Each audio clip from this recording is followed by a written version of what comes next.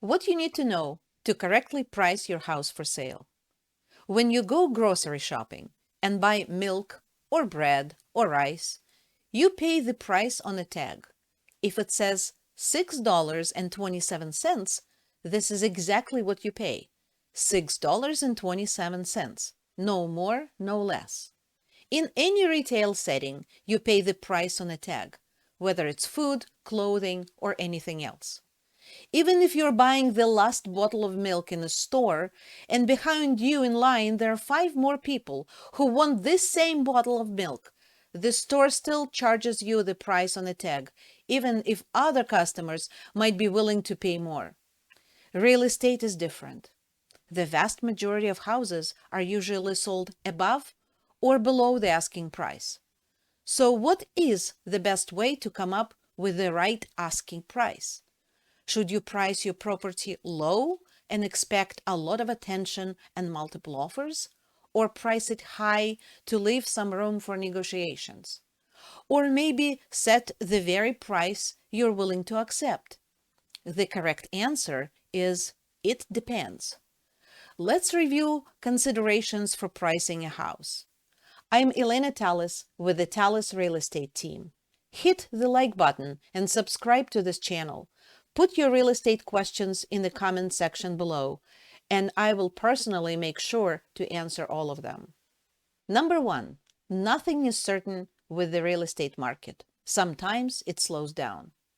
The economy goes up and down. GDP data, unemployment figures, stock market fluctuations, the geopolitical situation, all of this and much more influence buyers' confidence, affordability of houses, and impacts the dynamics of your local real estate market. A colleague recently said that when someone sneezes in Washington, D.C., our market here reacts. I certainly agree with that. We also can't forget hyper-local factors impacting the market. Imagine, suddenly 3 more homes on your block came on the market the same week you put your own house for sale. It's just like at the farmer's market. One day, for some strange reasons, you get tons of tomatoes. Then there is a chance that your house, just like those tomatoes, may sell for a lower price than expected. The good news is that the shelf life of a house is way better than the one of tomatoes. Unlike the tomatoes that the farmer has to sell on the same day, the house can stay on the market for some time to find the right buyer. Number 2, active market. Lots of active buyers and not enough houses. Yes, this is all about supply and demand. Lots of motivated buyers and very few available houses can create a buying frenzy. Here in Silicon Valley, we periodically see this phenomenon. We've witnessed times when most of the submitted purchase offers on the market are non-contingent.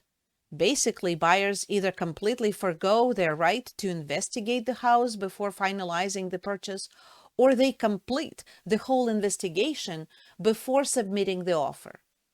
In this kind of market, putting a low price could be very beneficial for your sale, especially if you're selling a desirable property in a good location. Multiple buyers will be overbidding each other in order to get the house. You will handsomely benefit from this dynamic, and the winning bid may get you an unexpectedly high selling price.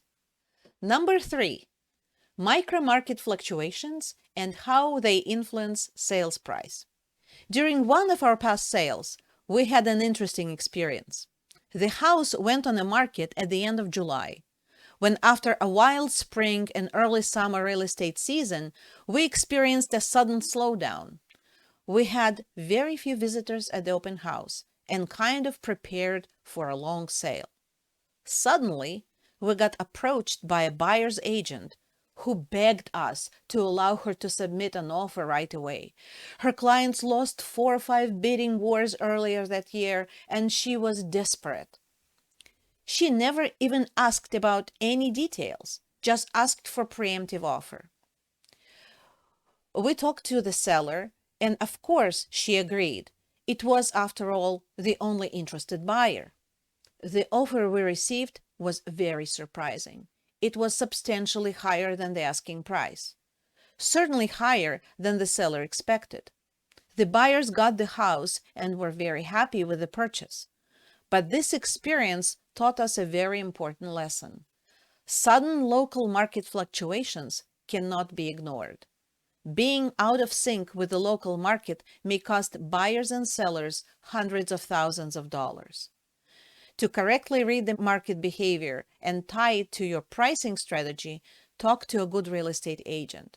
Her knowledge of the local market and advice would be invaluable. Number 4, when to put a price tag on a house. If you're just starting the process of selling your house and are considering some improvements, like say painting, new floors, bathroom, and kitchen upgrades, it easily may take 6 to 8 weeks. When you're just starting the preparation work, it's quite impossible to put the right price on a house. Your house will be different, so it is not the one you will be selling. And within this time period, the market may change too. So we suggest pricing the house at the very last moment, a day or two before it goes on MLS, when your house is fully prepared and ready to go. At that time, you can find out how many offers similar competing homes in your area got last week. If you find out that they, let's say, had 10 offers, then 9 people who didn't get the house will come to see yours. And the odds for you to get multiple offers are very high. Put a reasonably low price on it and enjoy the ride.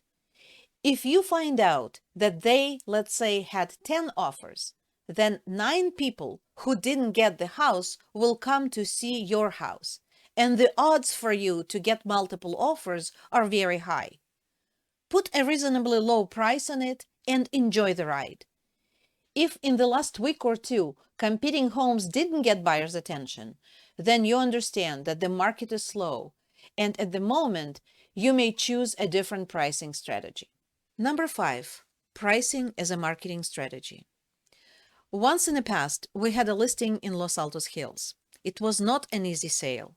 Before we came in, the house was on and off the market for 5 years with 6 different realtors. The average days on market back then was 90 days. We had 2 pretty active open houses, but no takers. We didn't want the house to become stale listing, so after 6 weeks with no sale, we increased the price by 10% and announced a new price on the house. Boy, did this make an effect. Everyone who came to the house before appeared at the open house in dismay. What's happened? Why is the price higher now? In 2 weeks, we lowered the price by 15%. And this time, we announced huge price reduction. The main reason for adjusting the price during slow listings was to place your listing on the top of the search list. We learned about this technique from builders who sell brand new construction. Their prices constantly went up and down. This example of a deliberate price change worked as a marketing strategy to attract buyers' attention to the house. In the end, we sold this house at a great price, and the sellers were very happy. I hope you learned something useful from this video. If you have any questions or plans you want to discuss, please call or text us at the number below. We're always glad to help you navigate a complicated real estate terrain.